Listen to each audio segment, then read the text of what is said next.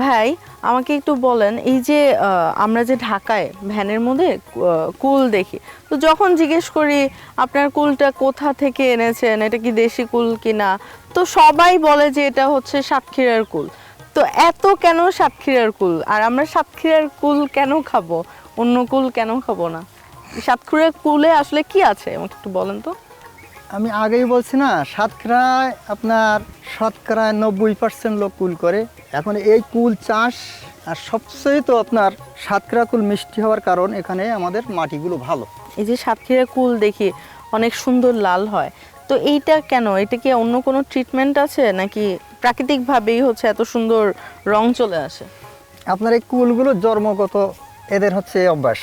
যখন এই যে বুঝতে থাই পেরেছি। কুলগুলো হবে তখন এই যে আপেল, আপনার যে ভারতের যে আপেল আসে, কাশ্মীর আসে আপেল, ওইগুলোর মতো রং এদের অরিজিনাল রংগুলো এই। আর আপনার এর চেয়ে তো বেশি যখন আপনার রংগুলো করবেন তখন আপনার এই যে গোড়াগুলো মাটি সরাই দিচ্ছে না, মাটি সরায় ওই দেয়। হচ্ছে রং করার হচ্ছে পদ্ধতি। এই যে সাতক্ষীরা তো দূরই বলা যায় ঢাকা থেকে, যে আমরা ঢাকায় তো অনেক কুল দেখি, ভ্যানে ভ্যানে কুল, তো এই যে আপনারা ঢাকায় পৌঁছান কিভাবে বা আপনাদের বাজারজাত করেন কিভাবে? আমরা এই কুলগুলো আপনার প্রত্যেক বাজারে কাউন্টার আছে। জি।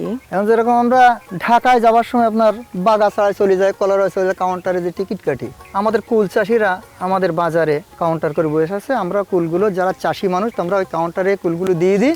দেওয়ার পর ওরা ওখান থেকে আপনার ঢাকায় নিয়ে চলে যায়, ওই কারণ বাজারে নিয়ে আপনার বেচাকেনা হয়। ওখান থেকে বেচাকেনা করার পরে মনে করেন আমাদের টাকা পয়সাগুলো বুঝ করে দেয়। তো পাঠানোর কতদিন পরে টাকা হাতে পান?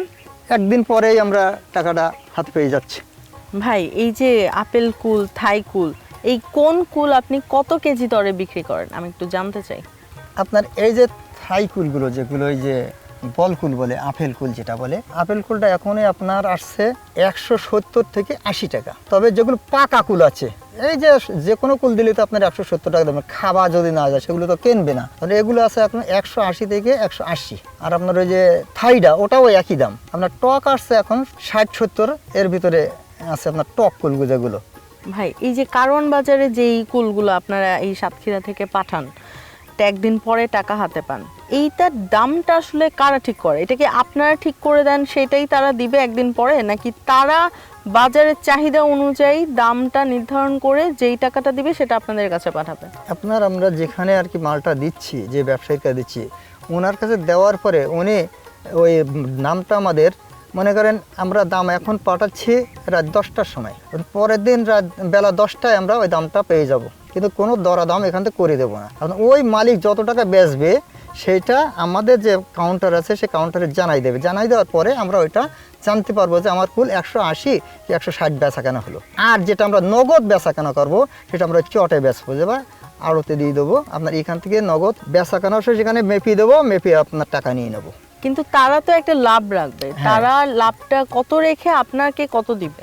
ওরা ওদের যে আড়তের শতকরা একটা লভ্যাংশ ওরা কেটে রাখে। এটা হচ্ছে শতকরা শতকরা, হ্যাঁ, হিসাবে কেটে হ্যাঁ। রাখে।